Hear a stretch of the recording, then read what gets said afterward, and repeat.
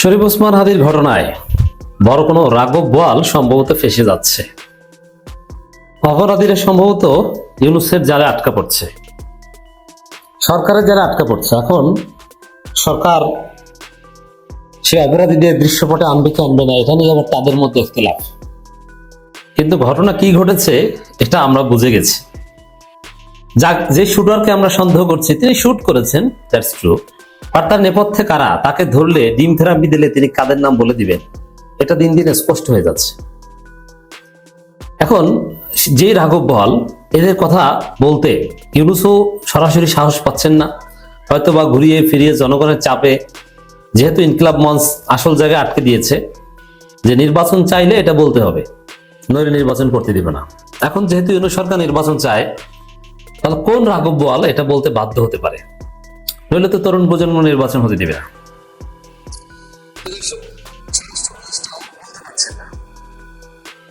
কি যেন একটা কিছু লুকাচ্ছে সরকার ওসমান হাদির।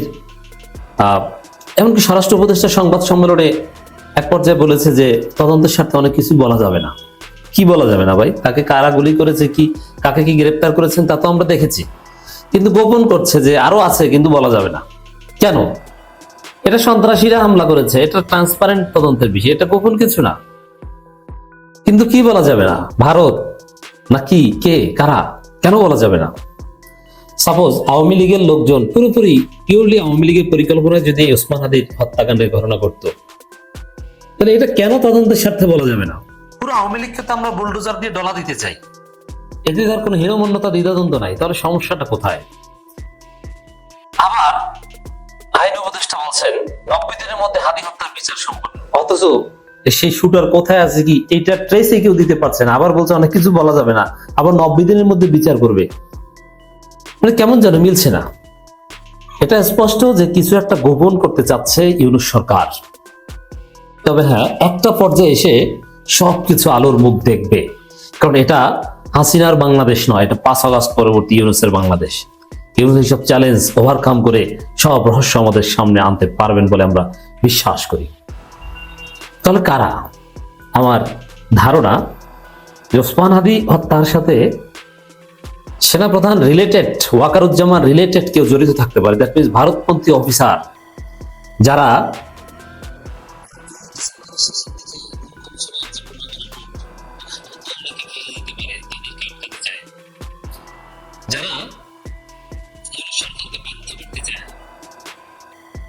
যারা ইন্ডিয়ান হেজিমনি রক্ষা করতে চায়, এই টাইপের কেউ এখানে জড়িত, ওয়াকার রিলেটেড কেউ হতে পারে।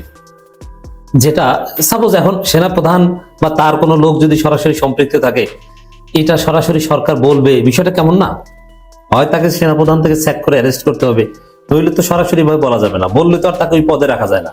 এখন পদেও রাখা যাচ্ছে না, আবার বলতেও পারছে না। কমপ্লেক্সিটি হয়তো এই জায়গা, হয়তো আই এম নট শিওর, এটা আমাদের বিশ্লেষণ, এই বিশ্লেষণ ভুল হতে পারে। নইলে এমন কি, এমন কারা যে সরকার বলতে পারবে না, গোপন করবে? জাস্ট একটু তুলনা করেন সাগররুনি হত্যাকাণ্ড নিয়ে। সেই কত বছর হয়ে গেছে, সেই সাগররুনিদের যে সন্তান, শিশু সন্তান আজকে যথেষ্ট ম্যাচিউর হয়েছে, কিন্তু কোনো কুল কিনারা নাই, কেউ বলতে পারছে না। ইউনূস সরকার, হাসিনাও বলেনি, ইউনূস সরকারও বলতে পারছে না যে কারা এটা ঘটিয়েছে। এমন অসম্ভব কাজ কি আছে? তাও আবার রাজধানীতে, অতি গুরুত্বপূর্ণ একটা সেন্সিটিভ খুন, এর মানে জানে, কিন্তু এমন কেউ জড়িত যে বললে তাকে ওই পদে রাখা যাবে না, তাকে ওই পদ থেকে সরানো যাচ্ছে না। স্বয়ং সরকারের জন্য বিপদ, যারা এই ঘটনা ঘটেছে তাদের নাম বলবে, সরকার নিজেই বেকায়দা করবে, পরিস্থিতি সামাল দিতে পারবে না। কারণ এটা বললে আর অনেক কিছু করতে হবে। আমি কিন্তু শিওর বলছি না, এটা তদন্ত সাপেক্ষ বিষয়। সেনাপ্রধানের কোনো লোক বা তার ইশারায় ইঙ্গিত বা কোনোভাবে যদি যোগসাজশ থেকে থাকে, অথবা ভারতের যদি কোনো যোগসাজশ থেকে থাকে, তাহলে এটা যদি ডিসক্লোজ করে সরকার, তাহলে ভারতের সাথে কূটনৈতিক সম্পর্ক ছিন্ন করা ওয়াজিব হয়ে যায়। এখন এটা আবার আর কঠিন কাজ। আবার ধরে নিলাম যে ওয়াকার বা ওয়াকার রিলেটেড কেউ জড়িত, এটা যদি সরকার প্রকাশ করে, তাহলে সে ওয়াকারকে গ্রেপ্তার করা, চাকরিচ্যুত করা, এটা সরকারের জন্য ওয়াজিব হয়ে যায়। এটা আবার আরো বেশি ঝামেলা।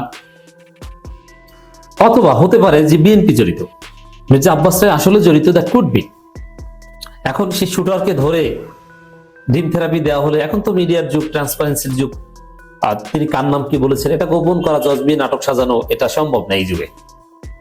এখন সেই শুটার যদি বলে দেয় যে এই বিএনপির অমুকে টাকা দিয়েছিল 193 কোটি টাকা তার ব্যাংকে লেনদেন, এটা কোথায় পেয়েছে, যে মির্জা আব্বাস দিয়েছে বা এরকম কেউ। এখন সাপোজ এই সরকার কি বিএনপিকে আসলে ফাঁসানোর যোগ্যতা রাখে, তাহলে কি বিএনপি আর ইলেকশনে থাকে, ইলেকশন করতে দিবে? বিএনপি অন্য অ্যালাইনমেন্টে চলে যায়।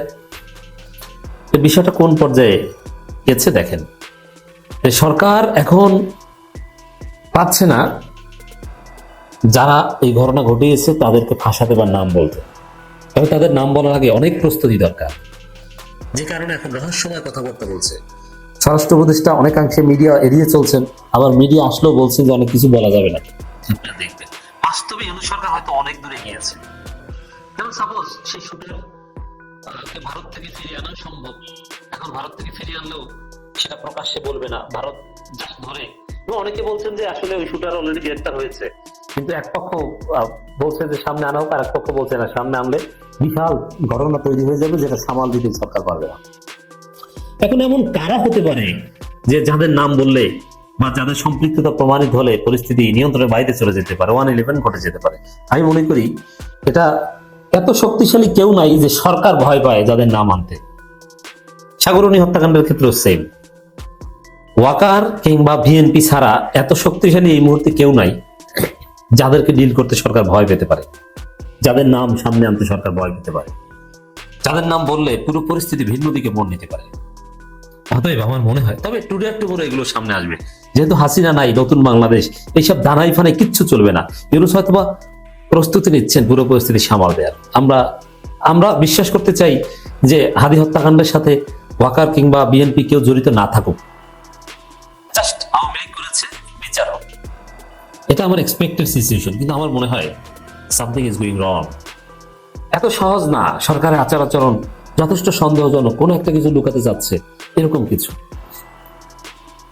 দর্শক, শহীদ শরীফ ওসমান হাদি হত্যার বিচার দ্রুত বিচার ট্রাইব্যুনাল হবে বলে জানিয়েছেন আইন উপদেষ্টা আসিফ নজরুল। অথচ কারা কি এই বিষয়ে কোনো ট্রেসই দিতে পারছে না। তাহলে আপনি দ্রুত বিচার আইনে 90 দিনের মধ্যে বিচার করবেন কিভাবে? আপনার তো কুল কিনারা পেতে হবে। 90 দিনের মধ্যে যদি বিচার করতে চান, তাহলে এদিকে স্বরাষ্ট্র উপদেষ্টা বলছেন যে সে আসামি ফয়সাল দেশেও থাকতে পারে, আবার দেশের বাইরেও থাকতে পারে।